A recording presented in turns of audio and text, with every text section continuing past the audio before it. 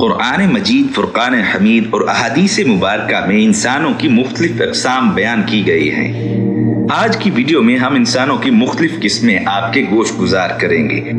آپ احباب سے گزارش ہے کہ ہمارے چینل کو سبسکرائب کیجئے، سبسکرائب بٹن کے ساتھ گھنٹی کے نشان کو دبا دیجئے تاکہ ہماری ہر نئی آنے والی علمی و تحقیقی ویڈیو آپ تک بآسانی پہنچ سکے۔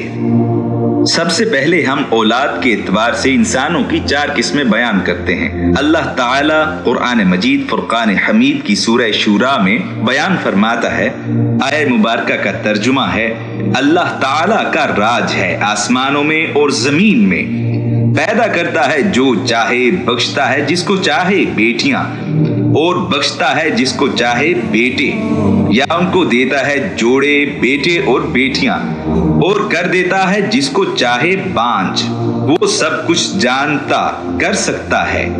اس مقام پر اللہ تعالیٰ نے لوگوں کی 4 اقسام بیان فرمائی ہیں۔ پہلی قسم وہ لوگ کہ جن کو صرف بیٹے دیے گئے، دوسری قسم وہ لوگ کہ جن کو صرف بیٹیاں دی گئیں، تیسری قسم میں وہ لوگ آتے ہیں کہ جن کو بیٹے اور بیٹیاں دونوں سے نوازا گیا، چوتھی قسم ان لوگوں کی ہے کہ جن کو بیٹا یا بیٹی کی نعمت سے محروم رکھا گیا۔ لوگوں کے درمیان یہ فرق و تفاوت اللہ کی قدرت کی نشانیوں میں سے ہے۔ یہ اللہ کی تقسیم ہے کہ جس کو بدلنے کی طاقت اللہ کے سوا کسی میں نہیں۔ یہ تقسیم اولاد کے اعتبار سے ہے۔ والدین کے اعتبار سے انسان کی 4 قسمیں ہیں۔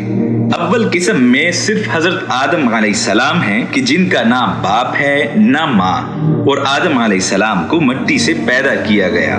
دوسری قسم میں اماں حوا علیہ السلام آتی ہیں کہ جن کو صرف مرد سے پیدا کیا گیا، اماں حوا علیہ السلام کی ماں نہیں تھی۔ تیسری قسم میں حضرت عیسیٰ علیہ السلام آتے ہیں کہ جن کو صرف عورت سے پیدا کیا گیا۔ چوتھی قسم میں تمام انسان آتے ہیں کہ جن کی ماں ہے اور باپ بھی۔ ایمان کے اعتبار سے حضرت صلی اللہ علیہ وآلہ وسلم نے انسانوں کی 4 قسمیں بیان فرمائی ہیں۔ پہلی قسم کے کچھ لوگ مومن پیدا ہوتے ہیں، یعنی مومن ماں باپ کے ہاں پیدا ہوتے ہیں، اور مومن زندہ رہتے ہیں، یعنی زندگی بھر ایمان پر ثابت قدم رہتے ہیں اور ایمان کی حالت میں مرتے ہیں۔ دوسری قسم کافر لوگوں کی ہے جو کافروں کے ہاں پیدا ہوئے، کفر میں زندہ رہے اور ان کی موت بھی کفر پر ہوتی ہے۔ تیسری قسم کے کچھ لوگ مومن پیدا ہوتے ہیں، مومن زندہ رہتے ہیں، لیکن قہر الہی کا شکار ہوتے ہیں اور مرنے سے کچھ وقت پہلے ایمان کی دولت سے محروم کر دیے جاتے ہیں اور کفر کی موت مرتے ہیں۔ چوتھی قسم کے کچھ لوگ کافر پیدا ہوتے ہیں، زندگی بھر کفر کرتے ہیں اور موت سے پہلے اللہ تعالیٰ ان کو ایمان کی دولت سے منور فرما دیتا ہے اور ان کی موت ایمان پر ہوتی ہے۔ غصہ کے اعتبار سے نبی کریم صلی اللہ علیہ وآلہ وسلم نے انسانوں کی 4 قسمیں بیان فرمائی ہیں۔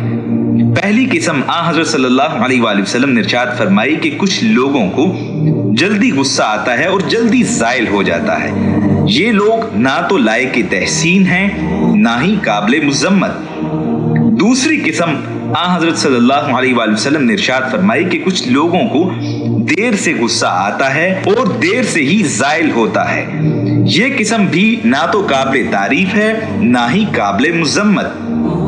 حضرت صلی اللہ علیہ وآلہ وسلم نے تیسری قسم ان لوگوں کی بیان فرمائی کہ جو سب سے بہترین قسم کے لوگ ہیں۔ تیسری قسم میں وہ لوگ آتے ہیں کہ جن کو دیر سے غصہ آتا ہے اور جلدی زائل ہو جاتا ہے۔ پھر نبی کریم صلی اللہ علیہ وآلہ وسلم نے ارشاد فرمایا کہ تم میں سے بدترین لوگ وہ لوگ ہیں کہ جن کو جلدی غصہ آتا ہے اور دیر سے زائل ہوتا ہے۔